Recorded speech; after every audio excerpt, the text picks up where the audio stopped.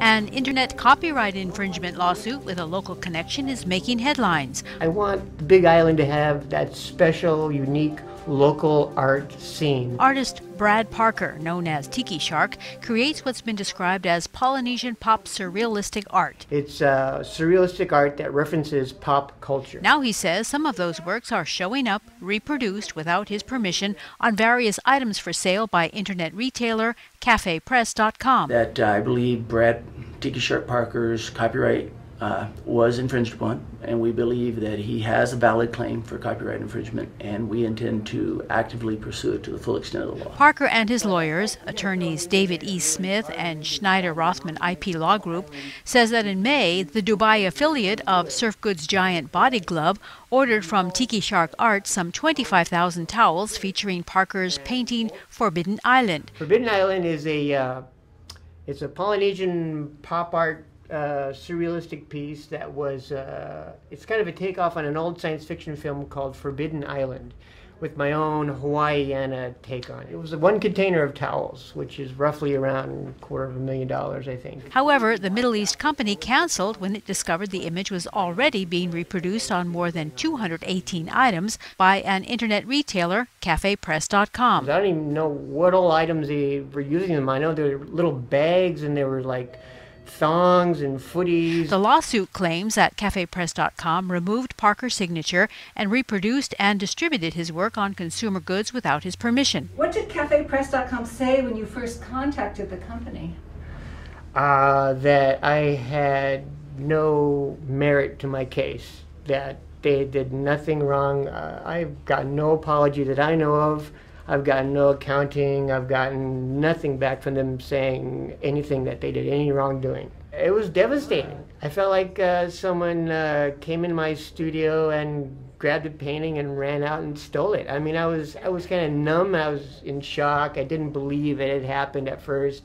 And then when I went online and saw it, I was kind of dumbfounded. I just didn't know what to do. I just really wanted to pull the covers over my head and pretend it didn't happen and make it all go away, really. It was awful. Essentially, he's seeking compensation for the lost contract, about $250,000, and for the copyright infringement. Cafe Press allows users to upload their own images and logos to its website, which the company then reproduces on things like t-shirts and mugs and then sells, giving a commission to the user who uploaded the image. As far as I know, they claim somebody submitted it, they took my name off of it, and they said it was theirs, and they checked a little box saying that they owned it.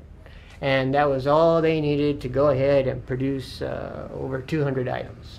They didn't check online and Google Tiki Art and see me. I'm all over the internet. Artist Tiki Shark says Cafe Press did not investigate whether its members had licensing rights to Parker's painting. This is such a huge and blatant just use without my permission, without my knowledge of my art, on such a tremendous amount of product. It was just such a shock. I can't even imagine how to protect yourself against something that big and a company that powerful that can do that without, even asking. I have no idea how you protect yourself against something like that. They're just too big. On its website, Cafe Press says they contractually prohibit users from using the service to sell merchandise that infringes third-party intellectual property rights.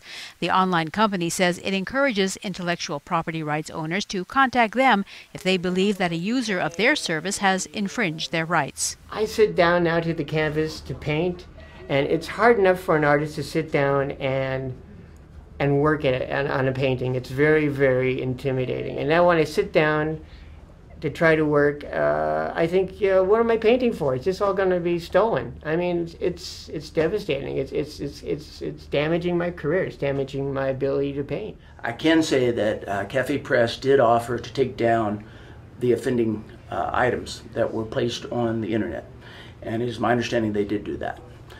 They didn't do anything about the contract that Brad lost, however. It's taken years of work and getting my art out there to reach a level where I was noticed by a retailer large enough to order that many towels. I mean, it took years of doing this.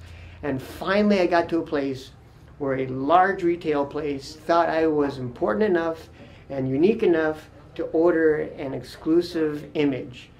And then the deal was happening, and I was so excited, and then it fell through.